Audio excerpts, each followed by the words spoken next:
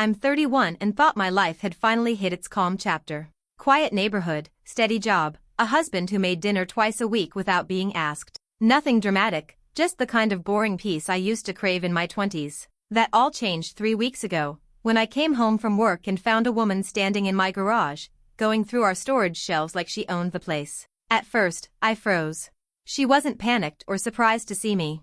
She just looked at me like I was the one intruding. She had a key in her hand. My key. I didn't even know what to say. I must have stood there for a full 30 seconds before I asked who she was. She tilted her head, kind of smirked, and said, "Oh, you must be Michelle." Just like that. Calm, smug, like she was expecting me. She knew my name. But I had never seen her before. I demanded to know who she was, and that's when she dropped a bomb that made my heart skip. "I'm Darren's fiancée," she said. Or, I guess was. She laughed a little, like it was some inside joke. "Darren is my husband." I didn't answer. I didn't even breathe for a moment. I just stared, thinking this had to be a mistake or a prank or something. But it wasn't. Because the next words out of her mouth were, "So you're the wife he forgot to mention." I didn't move. I didn't speak. My fingers were still clutching my car keys like they could somehow anchor me to reality. The woman, tall, effortlessly beautiful, with that kind of casual confidence that screamed danger, walked past me into the house like she'd been there before. I followed her. Not because I believed her, but because I needed to see what she'd do next. She went straight to the kitchen. Opened the cabinet where we keep the mugs, grabbed one. The exact one Darren uses every morning. She said, he always makes coffee at 7:12. 2 sugars. Never cream. Still true? My stomach dropped. Because that was true. Stupidly, specifically true. I'd always teased him about being so precise. But hearing it from her made me feel like I was on the outside of my own life. She finally turned to face me and said, "You really didn't know, did you?"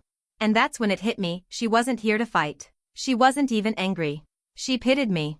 She explained they'd been together for almost a year. She said she met Darren on a work trip and had no idea he was married.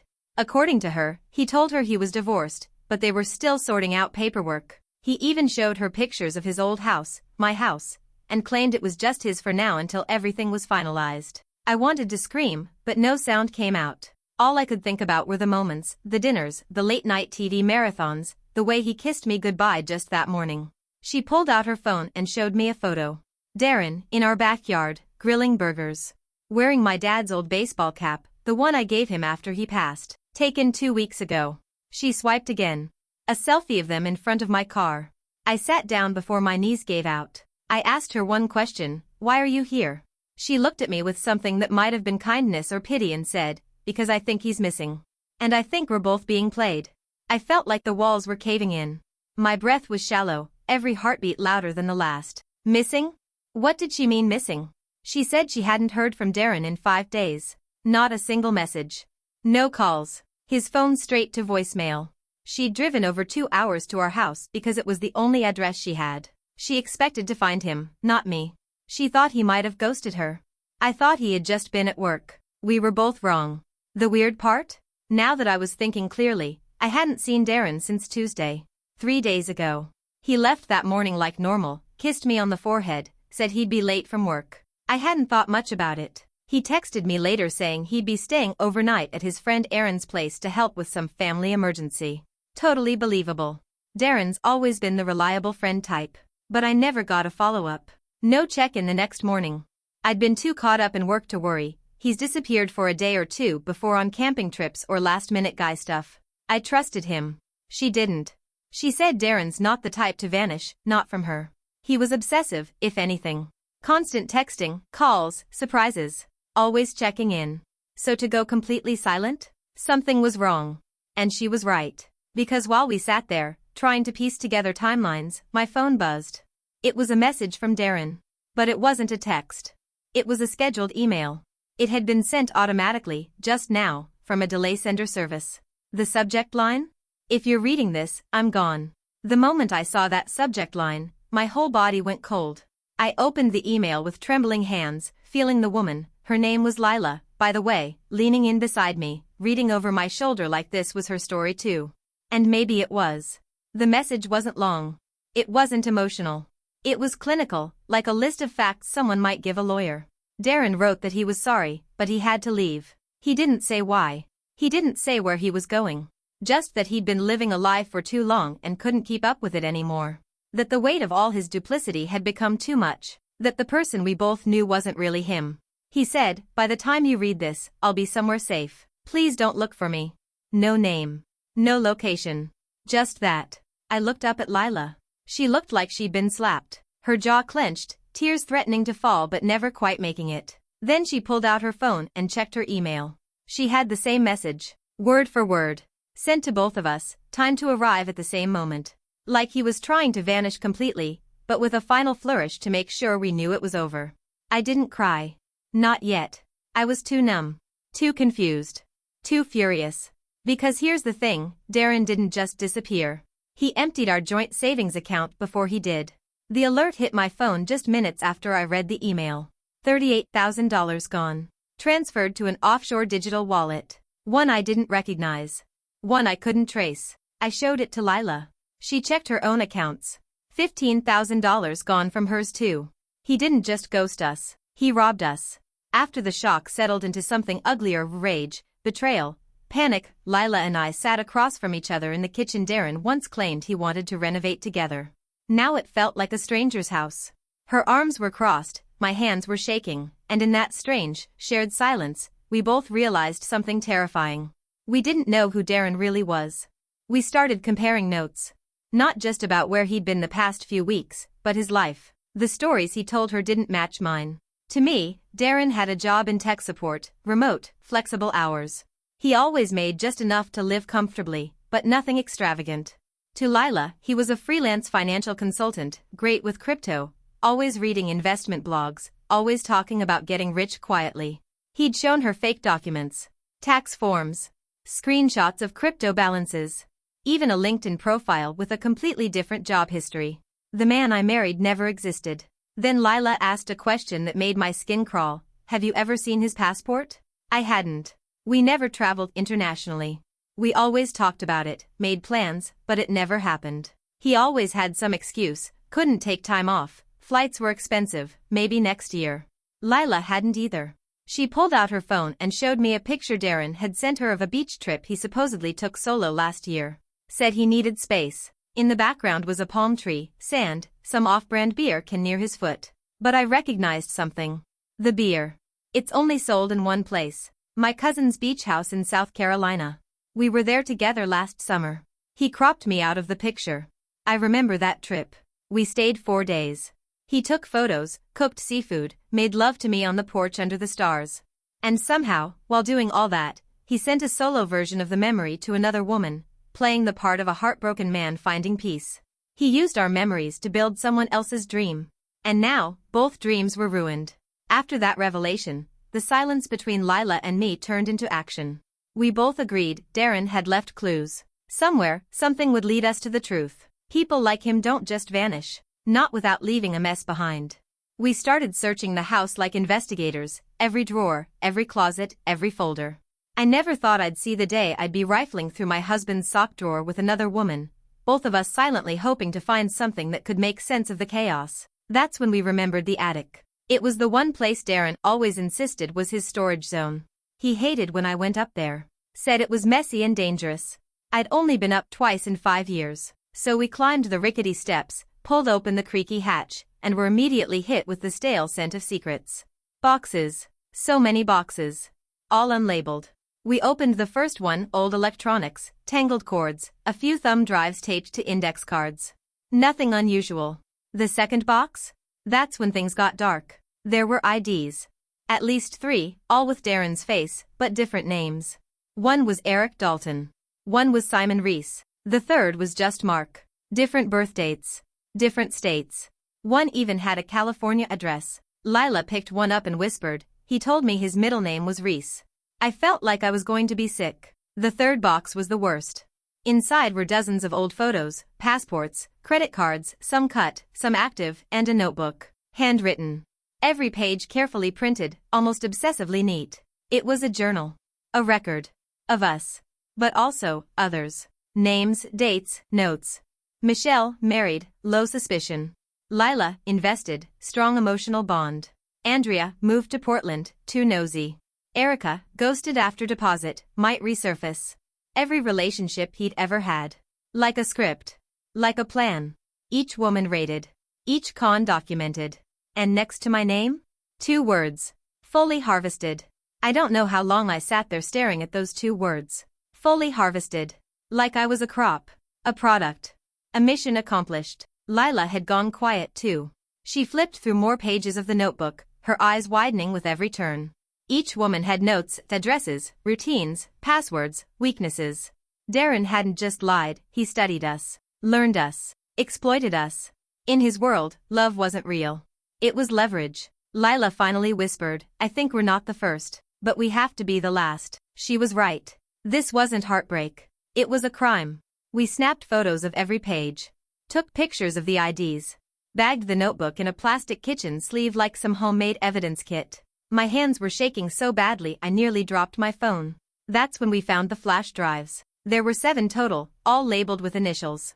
One was MH, my initials. Another was LP, Layla's. We plugged in the one marked MH to my laptop, half afraid of what we might find.